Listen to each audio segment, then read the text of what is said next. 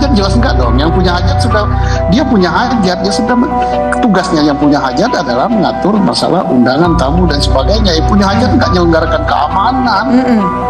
Keamanan tidak ada yang punya hajat. Yang menyiapkan keamanan itu adalah kalau diberitahu aparat keamanan harus menyiapkan keamanan.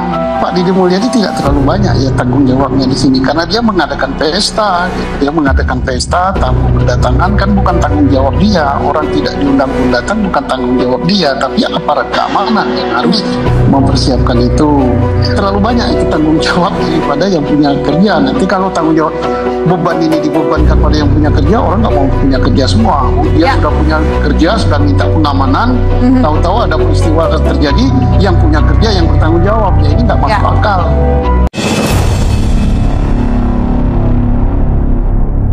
Assalamualaikum warahmatullahi wabarakatuh. Bismillah, alhamdulillah, wassalatu wassalamu ala rasulillah, amma ba'du.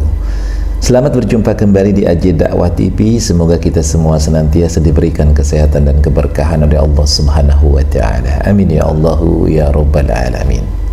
Kasus meninggalnya 3 orang warga Garut pada peristiwa perhelatan pernikahan Maula Akbar dan Putri Karlina itu sekarang sudah dalam penyelidikan pihak berwenang, yakni Polri, yang dalam hal ini adalah Polda Jawa Barat. Sebagaimana kita ketahui bahwa peristiwa ini terjadi pada hari Jumat tanggal 18 Juli tahun 2025, manakala itu Aula dan Putri Karlina menyelenggarakan barak kecerakan atau yang kemudian booming dengan sebutan makan gratis, yang kemudian dihadiri oleh warga Garut dan sekitarnya, bahkan ada yang dari luar Garut, yang kemudian terjadi peristiwa yakni musibah saling desak-desakan yang mengakibatkan 3 orang meninggal dan 26 terluka. Nah, peristiwa ini kemudian sekarang sedang dalam penyelidikan daripada pihak yang berwenang, yakni Polda Jawa Barat. Peristiwa ini kemudian diangkat oleh salah satu TV swasta, yakni Kompas TV, yang menghadirkan salah seorang narasumber mantan Kabar Eskrim, Bapak Komjen Purnawirawan Susnodo Aji. Bapak Susnodo Aji ini dimintai pendapatnya berkaitan dengan status hukum daripada peristiwa ini dan siapa yang sebenarnya dapat dijerat oleh pasal 359 KUHP, di mana pasal ini menyatakan bahwa barang siapa karena kesalahannya atau kelalaiannya menyebabkan orang lain mati, diancam dengan pidana penjara paling lama 5 tahun atau pidana kurungan paling lama 1 tahun. Pak Susnodo Aji kemudian menjelaskan bahwa ada 3 unsur yang bisa diselidiki berkaitan dengan peristiwa ini. Yang pertama adalah berkaitan dengan yang punya hajat, ya. Yang kedua berkaitan dengan penyelenggara atau IO, dan yang ketiga adalah aparat keamanan. Maka kemudian Pak Susnodo Aji memberikan analisanya bahwa yang punya hajat itu tidak bisa kemudian dijerat dengan pasal ini atau dijerat pidana, tetapi yang bisa kemudian dijerat pidana adalah kemungkinan pihak penyelenggaranya atau IO-nya, atau juga pihak keamanannya, yang dalam hal ini adalah aparat kepolisian. Jadi dalam pendapat beliau bahwa Kang Deddy Mulyadi, kemudian Bapak Karyoto, dan juga Aula dan Putri Karlina itu mereka tidak bisa kemudian dipidanakan karena mereka adalah sebagai pemilik hajat. Nah, untuk lebih lengkapnya kita lihat bagaimana pendapat dari Bapak Komjen Purnawirawan Susnodo Aji dalam video berikut ini. Dalam hal ini penyelenggara acara, karena dia menggunakan event organizer dan sebagainya, saya kira tidak ada kelalaian ya, bagi pihak penyelenggara. Bagi pihak punya kerja ya, baik dari Pak Didi maupun dari pihak Pak Karyoto, anaknya jadi wakil Bupati Garut, mantan perempuan.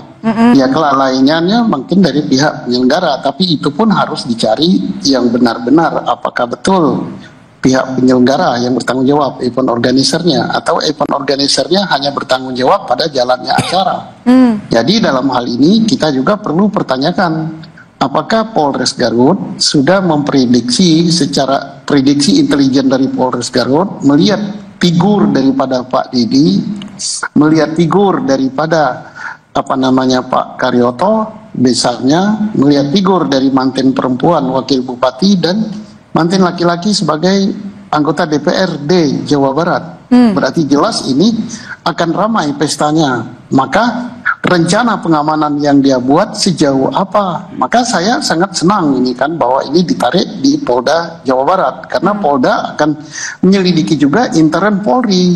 Apakah rencana pengamanan yang dibuat itu sudah sedemikian memperkirakan bahwa pesta ini akan ramai, bahwa akan segala kemungkinan terjadi, termasuk rebutan untuk bersalaman pengantin, rebutan untuk bersalaman dengan Pak KDM, atau rebutan untuk merebutkan sesuatu hidangan. Nah, ini harus diprediksi oleh pihak aparat keamanan. Jadi saya yakin bahwa Polri tidak memeriksa sepihak bahwa siapa ini kambing hitamnya dari pihak lain, tapi internal Polri sendiri untuk mengadakan introspeksi. Artinya pengamanan yang dipersiapkan itu sudah sesuai dengan rencana sesuatu yang akan terjadi gitu dengan peristiwa yang sedemikian besar gitu. Panitia apakah sudah memberitahukan kepada pihak Polri ya bahwa perkiraan akan jumlah sekian dan sekian, tetapi pihak Polri pun tidak boleh langsung percaya saja kepada apa yang diajukan oleh panitia. Polri tentunya punya perkiraan intelijen. Perkiraan intelijennya, oh yang punya kerja ini Pak KDM. Pak KDM ini dikenal oleh masyarakat seluruh Indonesia. Apalagi di Jawa Barat sampai ada istilah gubernur aing gitu atau bapak aing gitu kan. Nah, kemudian dari pihak misalnya Pak Karyoto, figur yang terkenal juga. Pengantinnya juga dua-duanya figur terkenal. Tanpa adanya hidangan gratis pun ini pasti akan ramai. Maka dipertanyakan oleh Polda nanti atau bila perlu oleh Mabes Polri berapa besar kekuatan pengamanannya, kemudian renpam, rencana pengamanan, strateginya gimana, siapa yang mengamankan di sini berapa kuat, siapa yang mengamankan di sini berapa kuat dan sebagainya.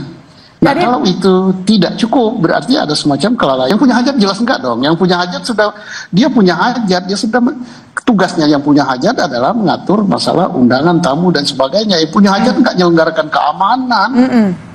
Keamanan tidak ada yang punya hajat. Yang menyiapkan keamanan itu adalah kalau diberitahu aparat keamanan harus menyiapkan keamanan.